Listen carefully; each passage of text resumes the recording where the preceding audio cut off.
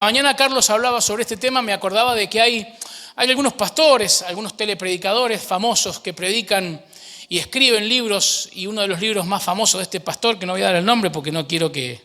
y ni se va a enterar el que estoy hablando mal de él, pero por las dudas, ¿vio? Él dice y habla de tu mejor tiempo ahora. Y se habla de toda una teología que tiene que ver con disfrutar la vida ahora y enriquecernos ahora y hacer un montón de cosas ahora, porque nuestro mejor tiempo es ahora. Y yo digo, si el mejor tiempo es ahora, entonces te espera el infierno, porque el mejor tiempo de la iglesia no es ahora, el mejor tiempo de la iglesia es el que viene. El mejor tiempo de la iglesia, queridos, es el que viene. Como decía un locutor cristiano, hay que seguir para adelante porque para adelante es para arriba. Y allá vamos, y entonces estamos en este sentido esperando también la consumación de los tiempos y que el Señor pueda hablarnos. Vamos a volver a nuestra porción de base, que es la encontramos allí en Daniel, ¿se acuerdan? Lo estuvimos viendo ayer, Daniel capítulo 9, versículo 24 al 27. Está allí la profecía de las 70 semanas establecida, y estuvimos viendo ayer cómo ha sido el cumplimiento de estas profecías. Estuvimos viendo algún detalle sobre la cronología, los años, los decretos de los reyes.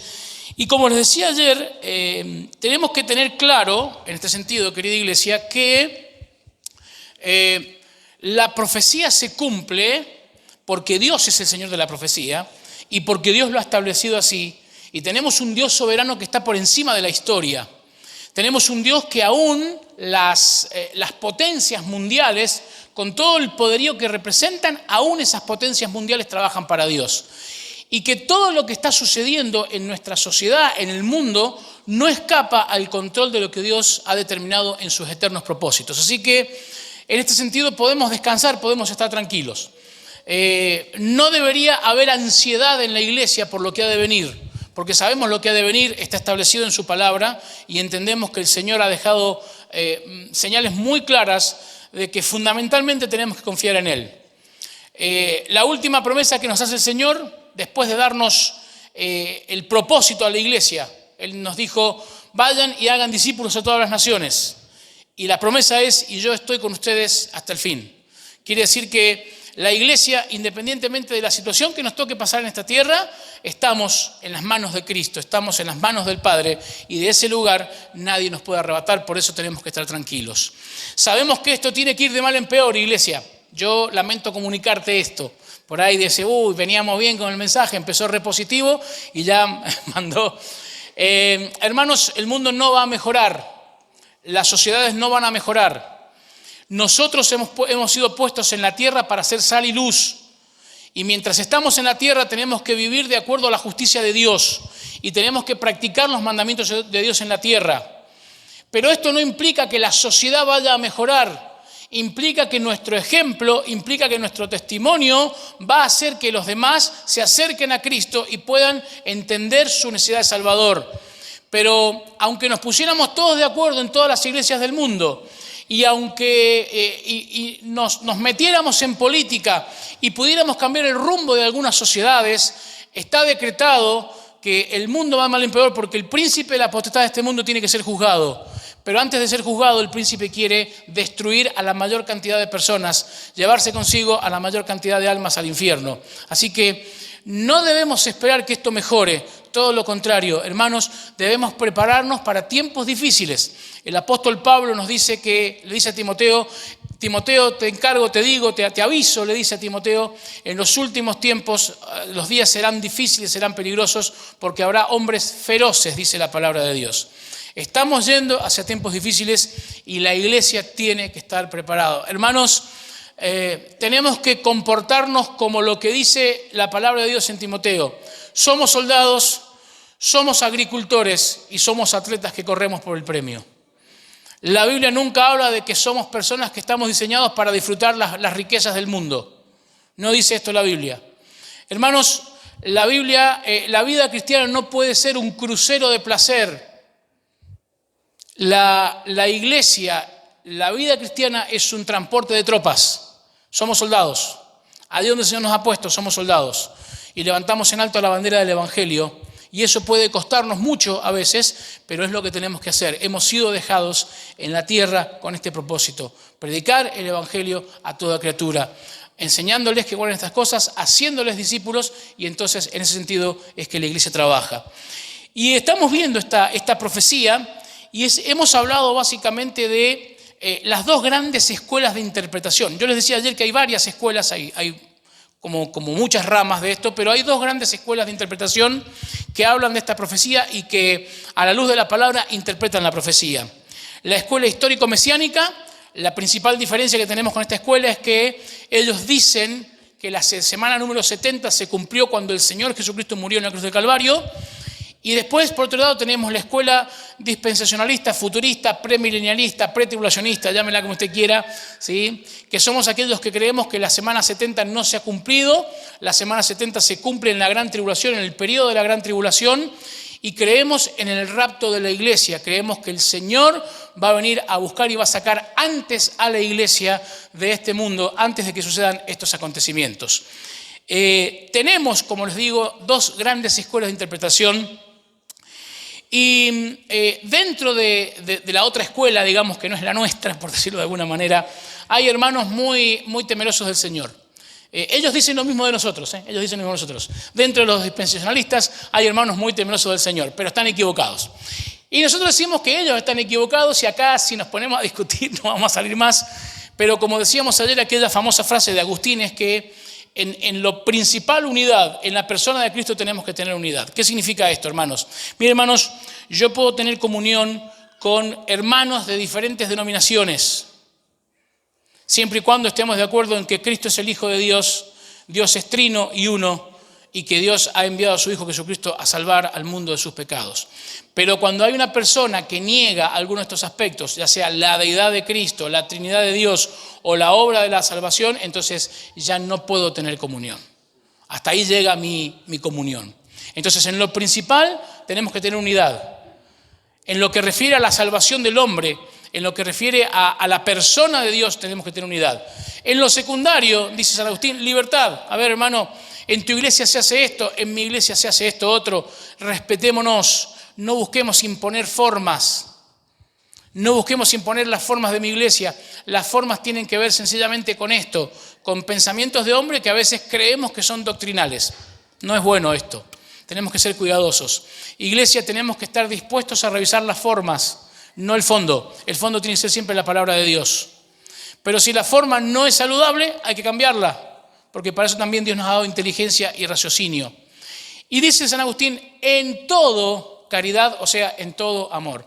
Hermanos, no vamos hoy a atacar a ninguna persona que tenga una interpretación distinta de la que nosotros creemos, pero sí vamos a dar nuestra postura y vamos a bíblicamente a tratar de argumentar para que podamos entender y podamos también tener argumentos para defender nuestra posición en lo que creemos.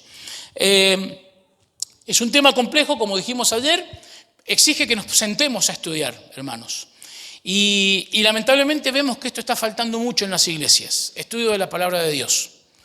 Y cuando hablo del estudio de la palabra de Dios, no estoy hablando de, como decimos, el salmito que haya conciencia de todas las mañanas, ¿sí? Leo el salmito ese para ver si más o menos le invoco con la palabra de Dios y sigo adelante. Yo no sé si ustedes alguna vez vieron una caja de promesas, no sé si ustedes lo tuvieron. Cuando éramos chicos, yo soy del siglo pasado, sé que me veo muy joven, pero soy del siglo pasado, ¿sí? Tranquilo. Y siempre había un regalito, era una caja de promesas, que era una cajita de cartón con versículos bíblicos escritos allí que vos podías sacar por día y leer. Algo así como el horóscopo cristiano, ¿viste? Una cosa media rara. Entonces, ¿qué pasaba? Vos te levantabas en la mañana y abrías la cajita, no abrías la Biblia, abrías la cajita, sacabas el versículo, lo leías y decías, ¡ay, es palabra de Dios! Claro, es palabra de Dios. Pero eso no es estudiar la Biblia, hermano. Tenemos que sentarnos a estudiar la Biblia. Mire, nunca como en la historia de la iglesia ha habido hoy tanta facilidad para acceder a tanto material, a tanta bibliografía muy buena y muy saludable para que los hijos de Dios podamos estudiar la Biblia. Nunca. ¿Y sabe cuáles son los libros más vendidos en las librerías cristianas? Los libros de autoayuda cristiana. Esos libros de Sacá el campeón que hay en vos, Vos podés, tigre, dale para adelante. Esas cosas que vos decís, a ver, hermano querido. Libros que tienen que ver con lo que yo voy a hacer para Dios, con la forma en que yo me tengo que sentir delante de la palabra de Dios, y todo tiene que ver con el hombre y con el bienestar del hombre. Hermanos, tengamos cuidado de no volvernos una iglesia antropocéntrica, donde todo gira alrededor de los hombres, de las personas. Tengamos cuidado. Revisemos nuestras canciones. Revisemos nuestras oraciones, revisemos nuestras declaraciones de fe, que todo gire en torno a la persona de Dios. Dios es el centro. Dios tiene que ser el centro de nuestra vida, Dios tiene que ser el centro de nuestras iglesias, Dios tiene que ser el centro de nuestra teología. Por eso necesitamos volver a la palabra, necesitamos estudiar la Biblia. No puede haber en nuestras iglesias pereza intelectual, hermanos. Necesitamos estudiar la Biblia. Vamos a la porción que tenemos que terminar de estudiar. Daniel 9:24. Estamos todos allí. Miren que les charlé bastante como para que pudieran buscar el versículo bíblico, así que ya lo tendrían que tener buscado, ¿sí? Dice Daniel 9:24, un periodo de 70 conjuntos de 7 se ha decretado para tu pueblo y tu ciudad santa para poner fin a su rebelión, para terminar con su pecado, para obtener perdón por su culpa, para traer justicia eterna, para confirmar la visión profética y para ungir el lugar santísimo. Ahora escucha y entiende, pasarán 7 conjuntos de 7 más 62 conjuntos de 7, desde el momento en que se dé la orden de reconstruir Jerusalén hasta que venga un gobernante, el ungido. Jerusalén será reconstruida con calles y fuertes defensas a pesar de los tiempos peligrosos. Después de este periodo de 62 conjuntos de 7, matarán al ungido sin que parezca haber logrado nada, y surgirá un gobernante cuyos ejércitos destruirán la ciudad y el templo. El fin llegará con una inundación, guerra y la miseria que acarrea está decretada desde ese momento hasta el fin. El gobernante firmará un tratado con el pueblo por un periodo de un conjunto de 7, pero al cumplirse la mitad de ese tiempo pondrá fin a los sacrificios y a las ofrendas como punto culminante de todos sus terribles actos. Colocará un objeto sacrílego que causa profanación hasta que el destino decretado para este profanador finalmente caiga sobre él. Finalmente caiga sobre él. Acá tenemos entonces lo que veníamos hablando acerca de esta porción que estamos viendo y que estamos trabajando y estudiando en estos días con la ayuda del Señor. Ahora bien, vamos a revisar rápidamente cuál es la interpretación dispensacional premilenarista que nosotros usamos y a la cual adherimos como iglesia y como denominación. La semana 1 al 7 comienzan cuando se edicta este decreto. Lo tenemos allí, el decreto de Esdras, en el año 458 a.C. ¿Se acuerdan que lo veíamos ayer? El rey Artajerjes Longimano es el que edita este decreto que le permite a Nehemías volver con un salvoconducto y con los recursos necesarios para reconstruir el muro, reconstruir la ciudad y reconstruir la adoración, o sea, restaurar la ciudad de Jerusalén a pleno. Esto se da en el año 445 a.C. Y la mayoría de los autores y de los eruditos que estudian esta porción hablan de que se da desde el año 445 a.C. hasta que termina la reconstrucción total de la ciudad, que deberían ser los primeros 49 años, la semana de 7 por 7, 49. Después, desde la semana 8 a la 69, o sea, desde la semana 8 vemos todo el desarrollo del pueblo de Israel, cómo el pueblo de Israel se vuelve nuevamente a su tierra, se hace fuerte, crece en aquel lugar. Y la semana 69 llegaría estaría cumpliéndose con la entrada triunfal de Jesús en Jerusalén, en el año 32 o 33 de la era cristiana. Recuerden que ayer hablábamos de esta diferencia de años y decíamos que Jesucristo había nacido 4 años antes de Cristo, básicamente, cuando se hacen los conteos bien hechos en los calendarios. Pero básicamente entendemos que desde la semana 8, que es cuando de alguna forma termina la reconstrucción de Jerusalén, hasta la 69 es cuando el Señor Jesucristo entra triunfalmente a Jerusalén. Ayer vimos Zacarías 9:9, Lucas 19, vimos el cumplimiento de esta profecía, cuando el Señor entra montado en un burrito a Jerusalén y todo el mundo lo aclama como como el rey, como el Mesías prometido, como el ungido de Dios. Esto lo vimos también ayer. Ahora, En el punto de vista dispensacionalista, nosotros creemos que a partir de la muerte del Señor Jesucristo, a partir de la crucifixión del Señor Jesucristo, se produce un paréntesis que sucede o que ocurre hasta que sucedan los hechos que están en 1 Tesalonicenses capítulo 4 del 15 al 17. Acompáñame a la Biblia. 1 Tesalonicenses capítulo 4.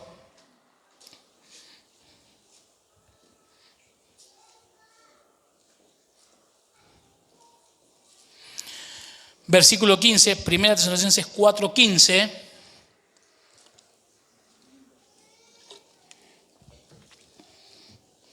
Dice así la palabra de Dios, 1 Tesalonicenses 4:15. Le decimos lo siguiente de parte del Señor. Nosotros, los que todavía estemos vivos cuando el Señor regrese, no nos encontraremos con Él antes de los que ya hayan muerto. Pues el Señor mismo descenderá del cielo con un grito de mando, con voz de arcángel y con el llamado de trompeta de Dios. Primero los cristianos que hayan muerto se levantarán de sus tumbas.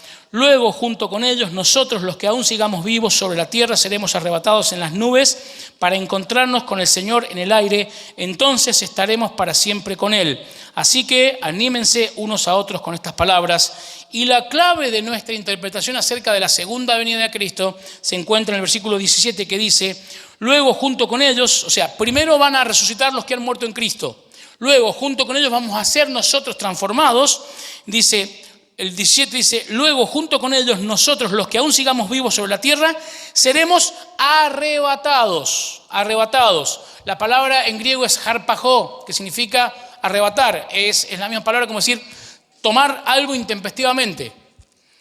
Y de ahí surge la palabra que usamos comúnmente para determinar esta doctrina, la doctrina del rapto. Y algunos, algunos defensores de la otra escuela dicen, no está la palabra rapto en la Biblia. Es cierto. Tampoco está la palabra Trinidad en la Biblia, pero creemos en la Trinidad. Porque podemos entender estas doctrinas de manera tangencial. Ahora, la Biblia dice que vamos a ser arrebatados. Entonces, entendiendo esto y haciendo una buena exégesis de este versículo, entendemos que Cristo no pone su pie sobre el suelo. O sea, no es esta la segunda venida de Cristo, sino que el Señor, nos encontramos con el Señor en las nubes. La iglesia, los que han dormido, aquellos que han muerto en el Señor, son resucitados. Y una vez que son resucitados y sus cuerpos son transformados, nosotros, los que hayamos quedado, somos arrebatados juntamente con ellos y vamos a encontrarnos con el Señor en las nubes. Por lo tanto, el Señor no pone su pie sobre la tierra. Físicamente el Señor no llega a la tierra. Y la segunda venida tiene que ser exactamente igual a la primera venida en el sentido físico. Cristo en su primera venida se encarnó, nació de una virgen y vivió con un cuerpo físico. Dios se hizo hombre y el cuerpo del Señor era un cuerpo absolutamente y 100% humano, y cuando el Señor pisaba el suelo dejaba una huella y era la huella de un cuerpo humano. Y en ese sentido tenemos que entender que es la segunda venida de Cristo. Cristo viene a poner su pie sobre la tierra y todo ojo le va a ver, pero en ese sentido tenemos que entender que esto no es la segunda venida de Cristo, sino que esto es lo que conocemos como el arrebato o el rapto de la iglesia. La crítica que se hace es, entonces hay tres venidas de Cristo. No, queridos hermanos, hay solamente dos. La primera cuando vino como cordero, la segunda cuando viene como león. Y en el medio sucede lo que nosotros creemos como el rapto. ¿Cuál es la gran crítica que se hace a esta doctrina? Según los eruditos del otro lado, porque no sé cómo decir para que no se sienta mal, pero es así. Ellos dicen que esta doctrina fue instaurada por el grupo de la Iglesia o la denominación de los hermanos en el año 1800 y pico, con Darby, que fue de alguna manera el fundador del movimiento de los hermanos. Que hasta ese momento la Iglesia históricamente creía sencillamente en que en la segunda venida de Cristo se producía el encuentro de Cristo con la Iglesia. No había rapto, no había arrebatamiento. Entonces, según estos hermanos, dicen que es una doctrina sumamente joven comparado con las doctrinas históricas de la Iglesia, por lo tanto es difícil de creer. Pero el tema es que hay una explicación bíblica. Hay una explicación bíblica para esto y los versículos, si uno los interpreta, nos dan a entender por lo menos el detalle de que hay un momento en que Dios envía o viene Jesucristo a buscar a su iglesia, pero no pone físicamente su pie sobre la tierra. Y así que tenemos que entender esto en este sentido. Así que la semana número 69 terminaría entonces con la entrada triunfal a Jerusalén y sabemos que después, unos días después, el Señor Jesucristo es crucificado y comienza después de la resurrección de Jesucristo lo que conocemos como la era de la iglesia, que se inaugura oficialmente el día de Pentecostés, 50 días después de la ascensión, se inaugura la era de la iglesia. Y los teólogos dispensacionalistas hablan de un paréntesis que Dios ha hecho en la historia del pueblo de Israel para acoger a todos aquellos que somos gentiles, que no somos judíos, y vamos a entrar dentro de su reino. Por eso estamos viviendo en esta época lo que conocemos como la era de la gracia o la dispensación de la gracia, o estamos viviendo, si usted lo quiere llamar de esa manera, el paréntesis que Dios ha hecho para hablar con la iglesia o para tratar con la iglesia.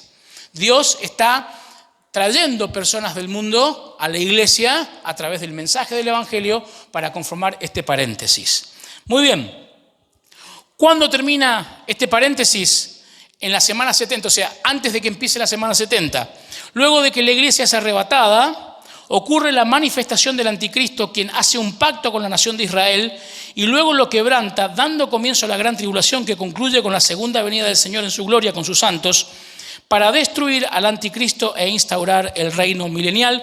Esto lo puede ver usted en el versículo 20, en Apocalipsis capítulo 20 está toda esta historia relatada de alguna manera. Ahora, tenemos que entender esto.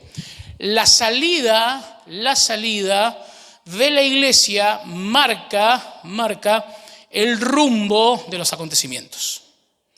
Y acá también hay una discusión interesante entre si realmente la iglesia no va a pasar por la gran tribulación, si la iglesia es arrebatada en el medio de la tribulación, si la iglesia es arrebatada después de la tribulación, y hay toda una discusión y hay varias vertientes que se van dando, incluso dentro del grupo de los hermanos dispensacionalistas, lo cual demuestra que es un tema que muchas veces nos divide en este sentido y no debería ser tal. Independientemente de que la iglesia sea arrebatada antes de la tribulación, o la iglesia tenga que pasar la tribulación, independientemente de que esto suceda, sabemos que Cristo está con nosotros, sabemos que Dios está con nosotros. Lo tenemos que tener claro esto. Dios no abandona, Dios no nos deja de lado. Entonces, no debería ser un pensamiento que nos preocupara el hecho de que, ¿y qué pasa si? Y yo entiendo lo del arrebatamiento, pero ¿y si no? Bueno, hermano, ¿y si no? Cuando nos encontremos en el cielo con los otros, le diríamos, ¿tenían razón ustedes? Acá estamos, igual vamos a pasar el cielo todos juntos. O sea, no debería ser un tema que nos preocupe, pero ¿cuál es el problema? Que el aceptar o no aceptar este tipo de interpretación tiene después también hacia nuestra teología y hacia la forma en que vivimos, tiene obviamente una influencia muy fuerte. Por eso es importante que tengamos claro a dónde estamos parados. Ahora, es bueno que como iglesia podamos revisar también las otras posturas. Es bueno que como iglesia podamos enseñar en la iglesia las demás posturas. O sea, ¿qué creen los que no creen como nosotros? Primero, para fortalecer nuestra posición, indudablemente. Y segundo, para revisar y para poder también saber que hay hermanos muy buenos, muy temerosos del Señor, que en este tipo de acontecimientos interpretan diferente. Y eso no debería generar una brecha, todo lo contrario. Mire, para grietas está el mundo. Dejemos las grietas para el mundo. Que la iglesia pueda tener un frente común frente al pecado y frente al enemigo y frente a la necesidad de predicar el evangelio. Que las grietas las haga el mundo. Nosotros no podemos tener grietas. Definitivamente, cuando llegue la consumación de los tiempos, va a haber un grupo de personas en el cielo que va a mirar al otro grupo y le va a decir, ¿vieron? Teníamos razón nosotros. Nada más que eso. Va a ser una anécdota delante de la maravillosa visión que vamos a tener de nuestro Señor y Salvador Jesucristo allí en el cielo. Así que no se preocupe, pero es importante que aquí en la tierra tengamos claro esto para saber cómo comportarnos y también para saber en qué estamos parados nosotros. Ahora, en este sentido, tenemos que entender que nosotros como dispensacionalistas entendemos y creemos que los objetivos del versículo 24, aquellos que vimos ayer, los 6 objetivos del versículo 24, todavía no se han cumplido. Y podemos verlo a través de la historia, porque si los objetivos son para el pueblo de Israel, entendemos que históricamente los objetivos no se han cumplido. La otra escuela de interpretación, la histórico-mesiánica, dice que sí, que se han cumplido. Ya vamos a ver qué es lo que dicen ellos. Ahora bien, repasamos rápidamente. Semana 1 a 7 del decreto de Esdras hasta la reconstrucción de Jerusalén. De la 8 a la 69, el desarrollo de la historia del pueblo. Usted recuerda también algo muy importante que tenemos que tener claro. Cuando nosotros hablamos del Antiguo Testamento y el Nuevo Testamento, ¿cuál es el último libro del Antiguo Testamento? ¿Se acuerda? ¿Cuál es? ¿Zacarías o Malaquías? Malaquías, bien. ¿Y el primero del Nuevo? Mateo, bien. Eso en la Reina Valera y en nuestras versiones. Históricamente deberíamos más o menos ubicar cronológicamente Esdras y Nehemías como los últimos del Antiguo Testamento. Y no los evangelios, porque los evangelios fueron escritos un poco después, pero históricamente decimos, entre el último libro del Antiguo Testamento y el primero del Nuevo Testamento hay 400 años de silencio. Y pensamos que los judíos en ese tiempo estuvieron guardados en una cápsula y no hicieron nada. No, está equivocado. Tuvieron una vida fantástica los judíos, ¿sí? Maravillosa. Hicieron un montón de cosas. El pueblo siguió viviendo. Hay un montón de cuestiones que hay. Ahora, hay un dato histórico que quiero resaltarlo, que es muy interesante. Si nosotros ubicamos Esdras y Nehemías como, cronológicamente, digamos, lo último que debería ser presentado en el Antiguo Testamento, hay algo que Esdras hace. ¿Se acuerda qué es lo que hace Esdras todos los días frente al pueblo? Juntaba al pueblo y leía la Biblia. Vamos a decir la Biblia porque obviamente es los libros de la ley, ¿no? ¿Y sabe cuánto tiempo hizo esto Esdras? Aproximadamente 20 años. ¿Sabe quién escribió el Salmo 119? No lo escribe David, como es la creencia general, lo escribe Esdras. Y el Salmo 119, en la mayoría de sus versículos, salvo creo que 4 o 5 versículos, no habla de la palabra de Dios. Pero en todos los demás versículos del Salmo 119 vas a encontrar una referencia a la palabra de Dios. Tu palabra, tus mandamientos, tu ley, todo el tiempo. Ahora, ¿sabe lo interesante que sucede en la historia del pueblo? Cuando uno lee los libros de historia judíos de esa época, después de estos 20 años de lectura de la palabra de Dios, de enseñanza de la palabra de Dios, de que el pueblo se compromete con la palabra de Dios, el pueblo de Israel en su historia secular nunca más vuelve a la idolatría, nunca más. De hecho, cuando arranca Mateo, arranca Juan en el Nuevo Testamento, vemos a los judíos esperando el Mesías. Y vemos a 2 ancianos en el templo cuando ven entrar al bebé Mesías, que dicen: ahora puede despedir a mi siervo en paz, porque mis ojos han visto la salvación del Señor. Fíjese qué interesante, ¿no? Un dato interesante. Se lee la Biblia, se compromete uno con la palabra de Dios y la vida cambia rotundamente. El pecado histórico de Israel fue la idolatría, dejar a Dios de lado. Pero en ese tiempo, en esos 400 años, los judíos no vuelven más a la idolatría y se quedan esperando al Mesías prometido. Qué interesante, ¿no? Lectura de la Biblia. Estamos empezando el mes de la Biblia, septiembre es el mes de la Biblia, está bueno para una serie de mensajes, ¿no? Acerca de la palabra de Dios. Ahora bien, ¿qué dice la escuela histórico-mesiánica sobre estas semanas? Sencillo, digamos, en la semana 1 a 7 coincidimos plenamente. Desde la orden de reconstruir Jerusalén, Ciro o Esdras 458, hasta la reconstrucción completa, primera semana de 7, o sea, hace 49 años. De la semana 8 a la 69 va desde la reconstrucción hasta el Mesías. Esta escuela dice específicamente que los 434 años se cumplen en el bautismo del Señor Jesucristo, cuando Jesucristo es de alguna manera presentado públicamente en su bautismo. ¿Se acuerda? Cuando Juan lo bautiza allí en el río Jordán. Bien. La semana 70, y aquí está la gran diferencia entre estas dos escuelas de interpretación, la ubican, incluye, digamos, el ministerio de Cristo. En la mitad de la semana Jesús es crucificado y luego el evangelio es predicado con exclusividad a los judíos. La semana ya concluye con la dispersión de la iglesia de Jerusalén, que lleva el evangelio a los samaritanos y gentiles tras la muerte de Esteban. Y entonces aquí tenemos la gran diferencia. Según la interpretación de la escuela histórico-mesiánica, La semana 70 se cumple durante el tiempo de la estadía del Señor Jesucristo en la tierra. La mitad de la semana de la que habla aquí Daniel se cumple cuando el Señor Jesucristo es crucificado, y después de que el Señor es crucificado durante 3 años y medio, se predica el Evangelio a los gentiles, a los judíos exclusivamente. Y recuerden que luego de la muerte de Esteban se produce lo que conocemos como la diáspora judía, que los judíos son perseguidos y son, digamos, de alguna forma desparramados por el mundo conocido. Y esto también es muy interesante. La dispersión del pueblo judío hizo que prácticamente en el año 80 de la era cristiana todo el mundo conocido había sido recorrido por misioneros cristianos. Pablo nos dice, cuando establece el raconto de su misterio en Hechos capítulo 20, él habla de que en ningún pueblo, en ninguna aldea se rehusó a entrar, sino que dice, he predicado el Evangelio en todo lugar. O sea, Pablo iba caminando y pueblo que veía, caserío que veía, se metía y predicaba el mensaje del Evangelio. Un misionero que realmente tenemos que sacarnos el sombrero frente a este misionero. Ahora, vamos a hacer rápidamente una comparación entre los versículos, entre lo que cree y defiende la iglesia, la teoría o la postura dispensacionalista, y lo que defiende la postura histórico-mesiánica. Recuerde que siempre nosotros estamos del lado de los dispensacionalistas. Si no, hable con sus pastores después para que le clarifiquen el tema, ¿sí?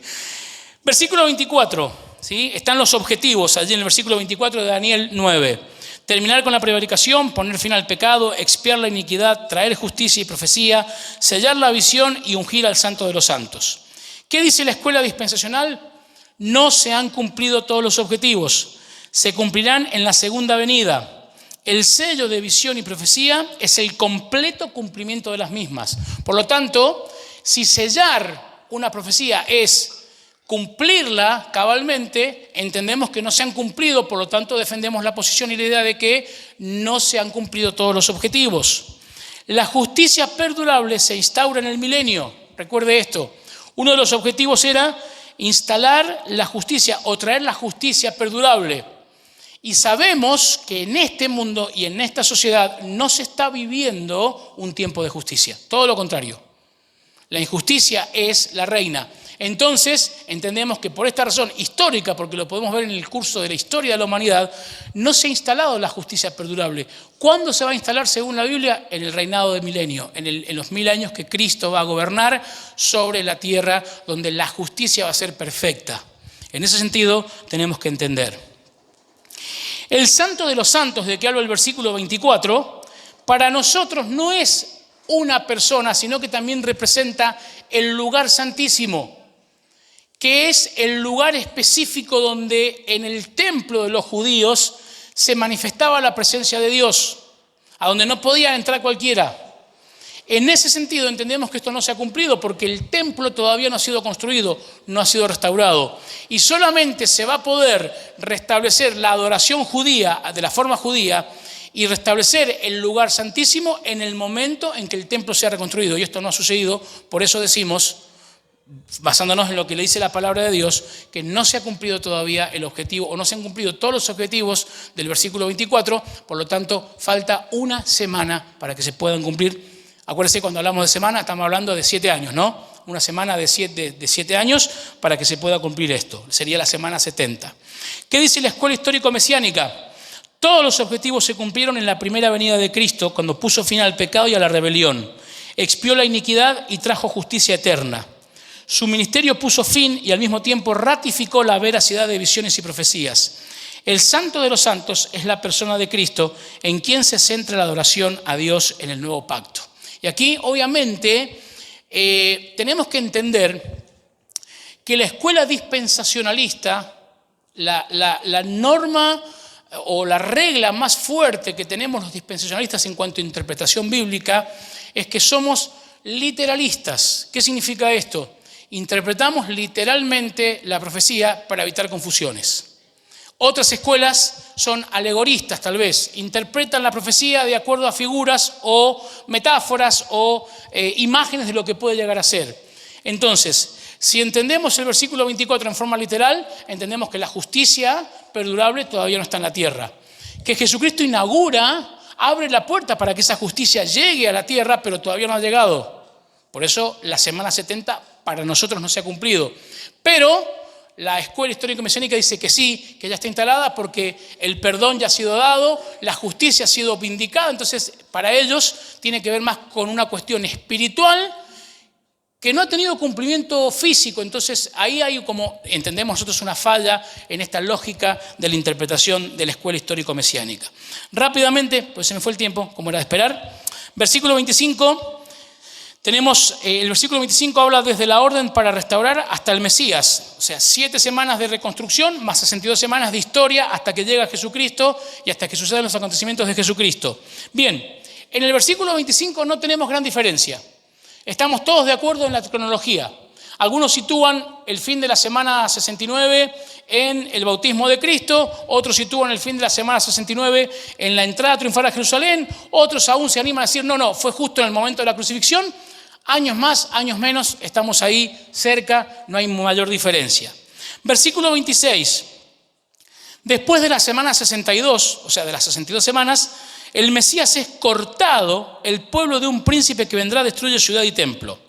Según la interpretación dispensacionalista, el Mesías es asesinado, el Mesías es Cristo, el pueblo al que se refiere es el pueblo romano que destruye Jerusalén en el año 70, pero el príncipe, nosotros entendemos que el príncipe del que se habla aquí no es un príncipe contemporáneo, no es el general Tito Vespasiano, como dice la otra escuela, sino que se está refiriendo a la figura del anticristo, aquel personaje que tiene que aparecer y que si nos ponemos un poco aventureros podríamos decir que ya ha nacido.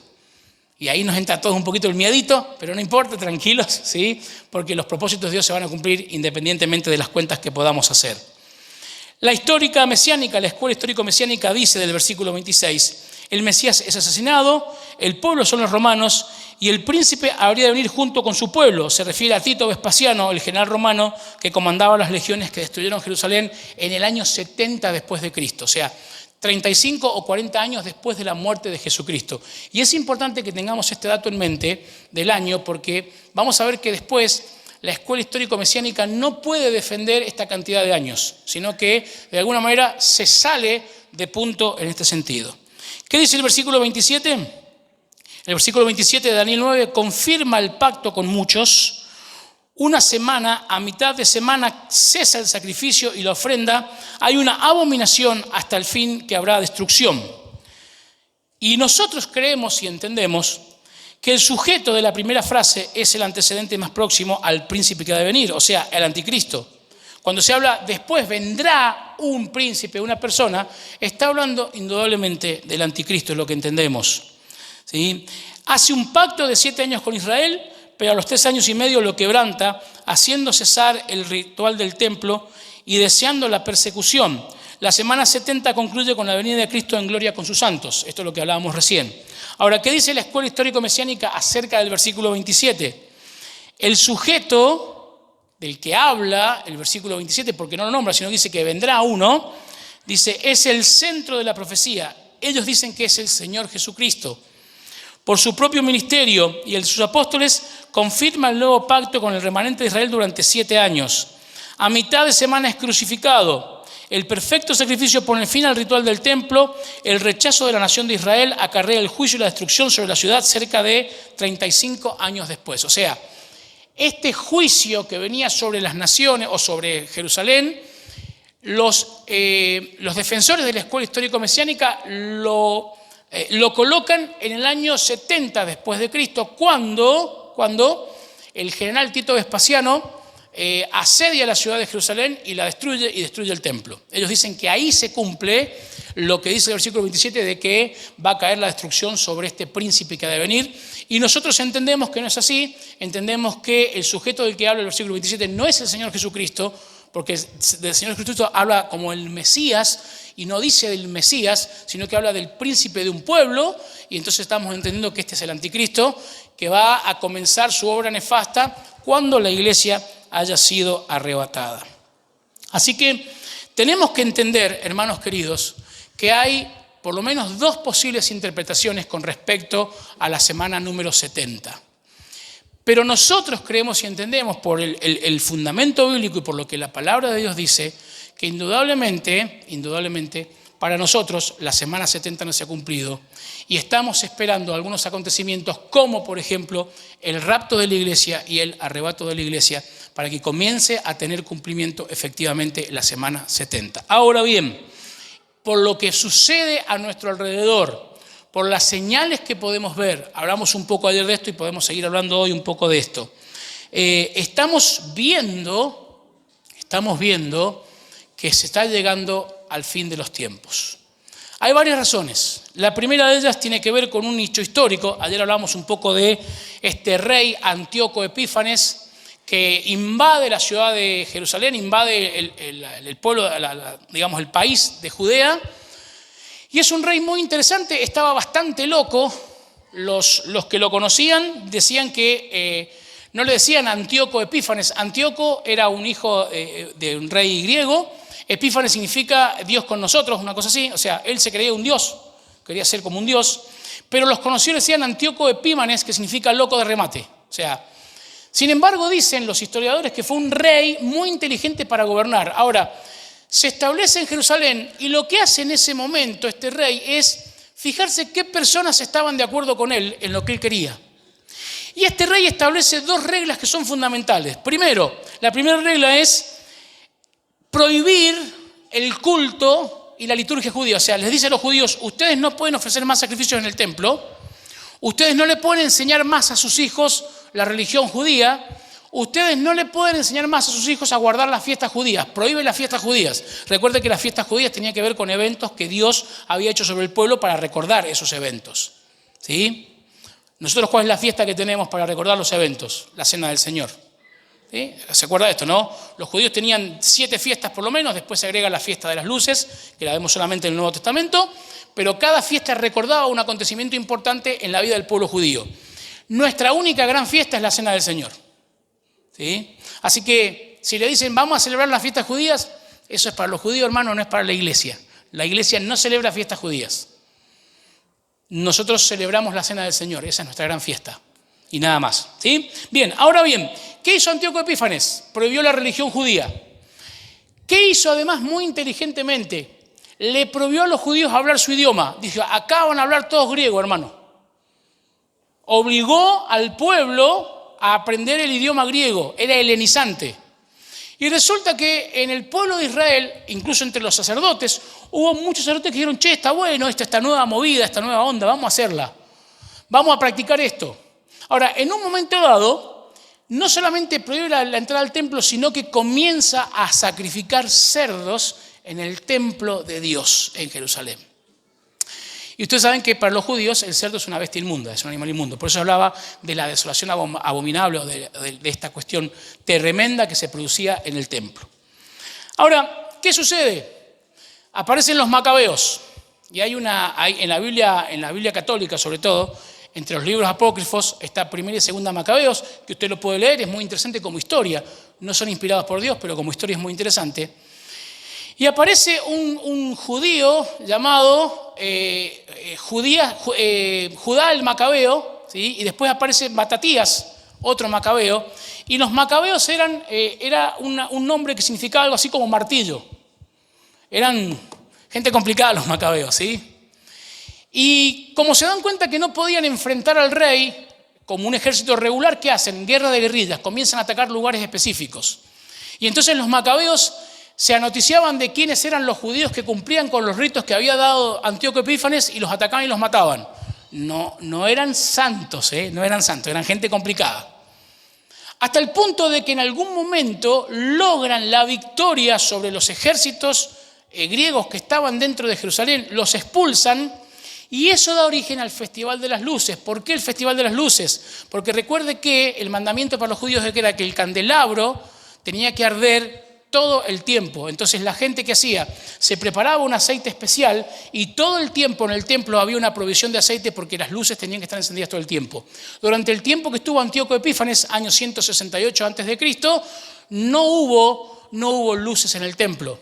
Por eso cuando los macabeos logran expulsar al ejército griego de Jerusalén, lo primero que se hace es la fiesta de las luces. Y esa fiesta es la que queda como un recordatorio a la nación de lo que había sucedido en esta lucha, y es la fiesta en la que vemos al Señor Jesucristo declarando a los judíos: ustedes quiénes dicen que soy. ¿Se acuerdan que dice que se paseaba por el templo y dijeron: bueno, si eres el Hijo de Dios, decinos; si no soy el Hijo de Dios, no nos digas nada? Y la cuestión dice: ustedes ya saben quién soy, pero ustedes no me quieren reconocer porque ustedes no son las ovejas de mi Padre. Hay todo un tema ahí interesante. Ahora, ¿qué quiso hacer Antíoco Epífanes? Primero, prohibir la religión. Segundo, el idioma. Que la gente hablara solamente un idioma. Y esto conllevó también a otras cuestiones interesantes. Ahora, fíjese qué interesante lo que sucede hoy en la actualidad. Estamos queriendo eliminar todo tipo de sistema religioso. Las sociedades van hacia un sistema arreligioso, sin religión. Vos podés decir que sos vegano y todo el mundo te aplaude. Vegetariano, todo el mundo te aplaude. Vos podés decir que crees en las estrellas y qué lindo. Vos podés decir que crees en cualquier cosa y está bien. Ahora, vos decís que sos cristiano y te miran mal. Ah, intolerante. El mundo se está empeñando en prohibir las prácticas religiosas del cristianismo. Hermanos, tenemos una iglesia perseguida en el mundo que está siendo diezmada por solamente predicar el mensaje del Evangelio. Pero también están atacando una institución como el idioma. Quieren cambiar nuestra forma de hablar. Porque ¿sabe qué pasa? Cuando se cambia la forma de hablar, se cambia la forma de pensar, hermanos.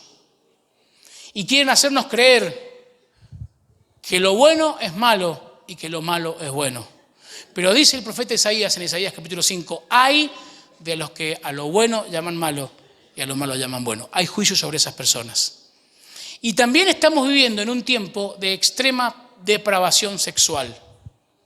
Y es lo que vos vas a ver en cada imperio que se ha levantado en la humanidad, cuando esos imperios llegaron a la depravación sexual, cuando esos imperios comenzaron a practicar la homosexualidad, el lesbianismo y como último escalón degradante la pedofilia, que es el sexo con los niños. El juicio de Dios se abatió sobre esos imperios. Y estamos viviendo en el imperio del humanismo, en este momento, esta depravación sexual. Hermanos, la sociedad depravada, gobernada por Satanás, viene por nuestros hijos. Ya se está hablando en muchos países, incluso países latinoamericanos, de que si un niño o una niña menor de 14 años consiente una relación sexual, entonces no es abuso. En nuestro país, un niño de 5, 6, 7 años no puede fumar, no puede tomar, no puede manejar un auto por ley, pero sí puede ir al hospital y pedir que le den hormonas para cambiar su sexo. Hermanos, vienen por nuestros hijos. Y tus hijos no van a aprender de Dios con 1 hora y media de escuela dominical los domingos. Tus hijos van a aprender de Dios cuando vos te sentés en tu casa con la palabra de Dios y le hables a tus hijos de Dios. Y con tu vida le muestras a tus hijos lo que es vivir para Dios. Así que tengamos cuidado. Por eso te decía, por las señales que estamos viendo, entendemos que el fin está pronto, que el fin está cerca. Y debemos mantenernos firmes, como decía el himno que cantamos, firmes y adelantes, huestes de la fe, sin temor alguno, que Jesús nos ve. Hermanos, estamos esperando el cumplimiento de la semana número 70. Y ya después, en el otro espacio que nos toque para terminar el mensaje, vamos a hacer una defensa bíblico, lógico, racional de lo que significa la semana número 70 y por qué decimos y entendemos que la semana número 70 todavía no se ha cumplido y por qué también decimos y entendemos que creemos en el rapto de la iglesia, que no es la segunda venida de Cristo. Que el Señor te bendiga.